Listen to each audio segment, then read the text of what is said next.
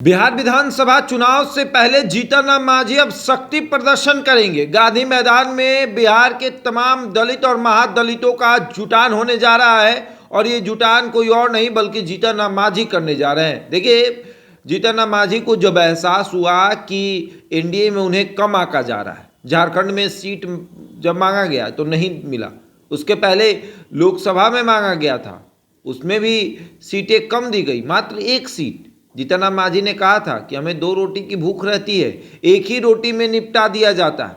झारखंड में जब सीट मांगा गया तो नहीं दिया गया।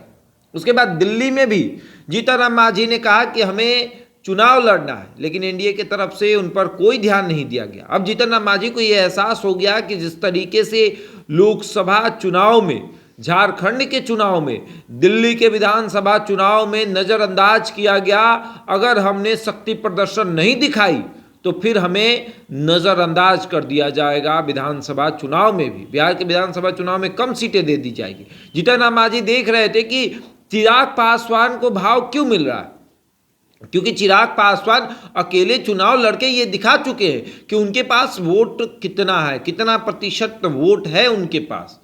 अच्छा खासा वोट प्रतिशत चिराग पासवान ने दिखा दिया है 2020 का चुनाव अकेले लड़कर। अब जीतन राम मांझी को लगा कि हमें तो रैली करनी चाहिए, काफ़ी दिन हो गया रैली हम नहीं किए हैं, लोगों का ध्यान मेरे ऊपर नहीं है, हमें दलितों को बुलाना चाहिए, हमें मांझी समाज के लोगों को बुलाना चाहिए, हमें पासवान समाज के लोगों को बुलाना चाहिए और दिखाना चाहिए कि हमारे पास दलित महादलित का वोट प्रतिशत कितना है।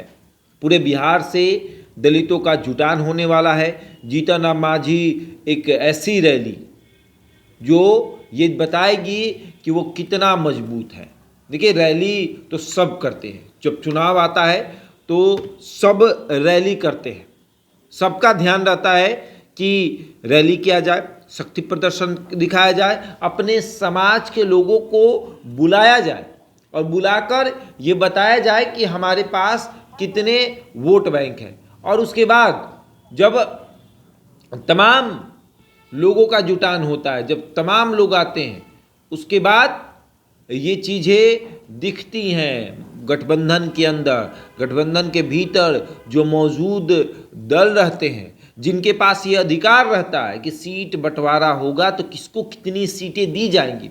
आमतौर पर गठबंधन के सहयोगी दल जो कमज़ोर होते हैं वो इसी तरीके की रैलियां करके उनको दिखाते हैं कि देखिए हमारे पास वोट बैंक है, हम मजबूत हैं, हमें कम आंकने की ज़रूरत नहीं है, हम किसी पर भारी पड़ सकते हैं। ये तमाम चीज़ें जो हैं वो दिखाई जाती है। और जीतन राम मांझी भी अभी रैली करके ये बताना चाहते हैं, ये दिखाना चाहते हैं कि हमारे पास अच्छा खासा वोट बैंक है, हमें कम मत आकिए। जैसे कि लोकसभा चुनाव हुआ, इसके पहले उसके पहले अगर जाएंगे आप तो आप पाएंगे कि जीतन राम मांझी जब एनडीए को सहयोग कर रहे थे, उस समय उनके बेटे को जब मंत्रालय दिया जा रहा था, तब जीतन राम मांझी ने कहा कि हमें कम आंका जा रहा है, हमें भूख लगी है, हमें एक ही रोटी से निपटा दिया जाता है, हमें 2 रोटी की भूख है।